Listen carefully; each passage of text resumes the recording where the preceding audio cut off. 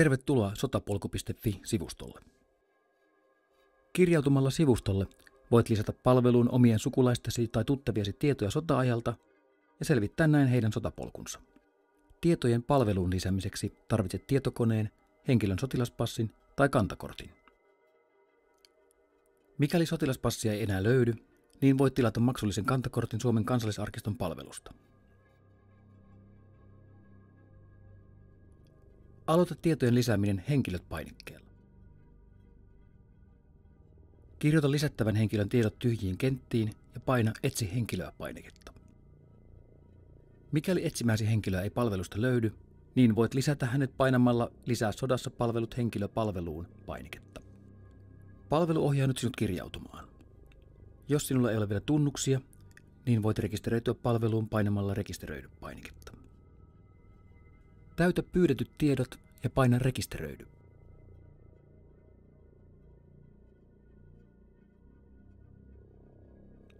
Kirjaudu tämän jälkeen sähköpostiisi ja toimi sinne tulleiden ohjeiden mukaisesti. Näin varmistat rekisteröinnin.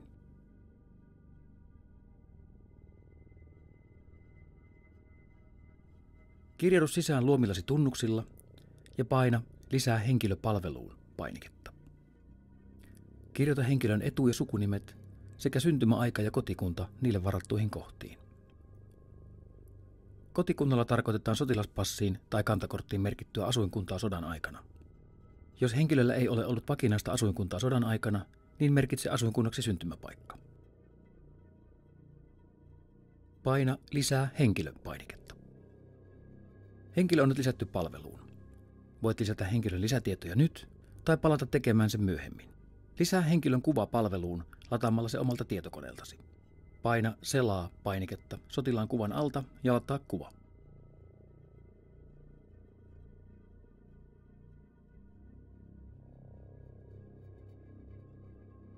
Lisää tietoa saat sotilaspassista tai kantakortista.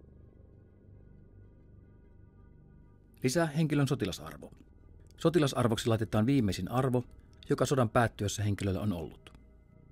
Valitse listalta oikea arvo ja paina Päivitä -painiketta. Lisää syntymäkunta samalla tavalla.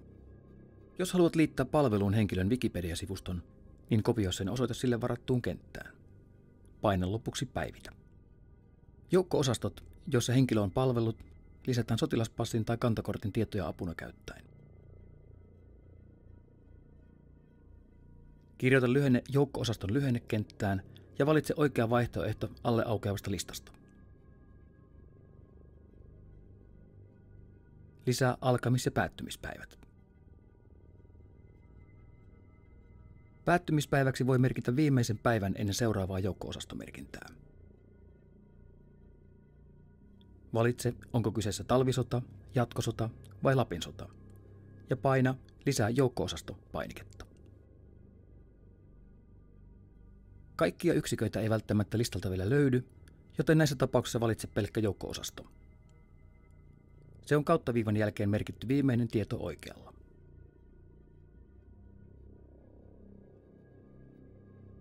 Lisää muutkin joukko-osastot samalla tavalla.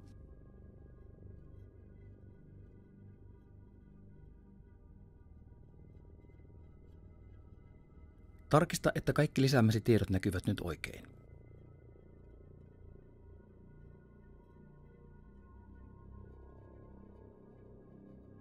Tarvittaessa pääset myös myöhemmin lisäämään ja muokkaamaan antamiesi tietoja.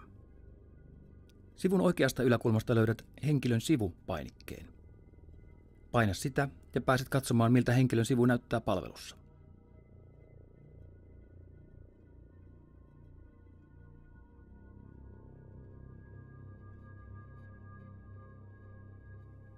Voit jakaa henkilön sivun Facebookissa ystävisi tarkistettavaksi Jaa Facebookissa -painikkeella, jolloin näytölle ilmestyy uusi ikkuna Facebook-jakoa varten.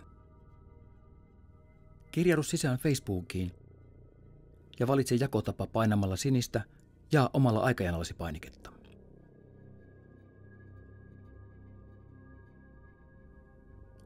Valitse jakotapa ja paina lopuksi Julkaise Facebookissa -painiketta.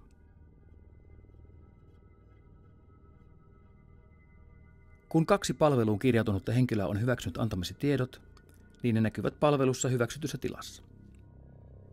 Mikäli kyseisen henkilön joukko-osastoille on luotu jo kartat palveluun, niin palvelu piirtää henkilösivun karttapohjalle henkilön sotapolun. Kiitos panoksestasi.